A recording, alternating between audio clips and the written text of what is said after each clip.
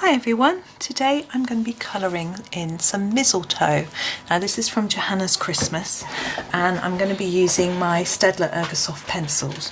Now I find that mistletoe can be a little confusing for some people knowing quite what to do with it and how to colour it, so I thought it might be good to have a go and show you what I do, and then you can decide if you want to do something similar.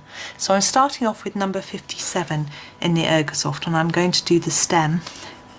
And I'm going to do quite a lot of layers of colour. I want it to be quite defined, but this colour is quite pale, so it's going to take a few layers of colour. Now, I realise that mistletoe can be a darker colour than this. It does come in different shades of green, but the reason I choose to do it a lighter green is because when I colour things like ivy and holly, I do those darker, and so I want the mistletoe to stand out and to look a little bit different.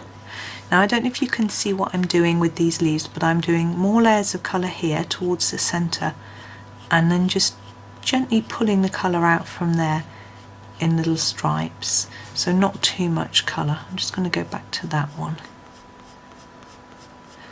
Now next I'm going to use my number 56. Now this colour is not available in the 24 set.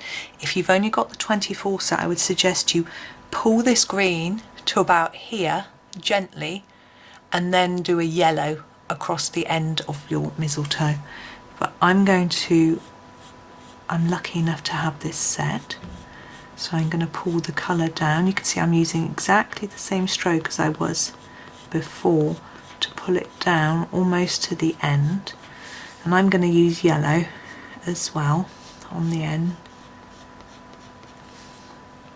just to make it look lighter.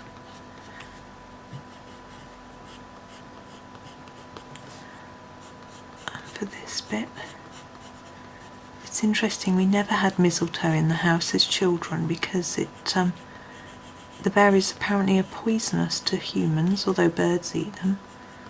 So it wasn't something that we used to see a lot at Christmas.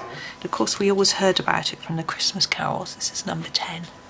And when I got married or met my husband, I used to go to his house and his parents always had mistletoe hanging under their stairs. He'd always take me guide me under there and give me a sneaky kiss. It was very romantic, but we never have it here. I've got children now, although they're 15.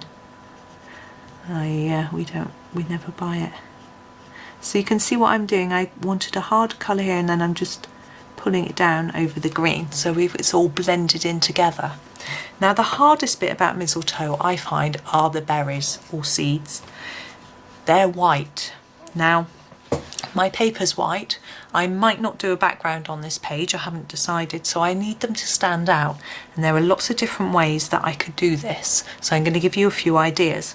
Firstly, I could use a silver pen and do them silver.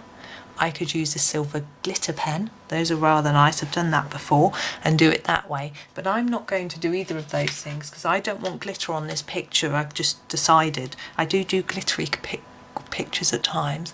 I'm going to do a little bit of grey. Now holly berries are cream, so if you've got a cream in your set, which I do have in my polychromos, you could use that, but because we're using Ergosoft we have to go with what they've got. So what I'm going to do is do a little bit of shadow under this berry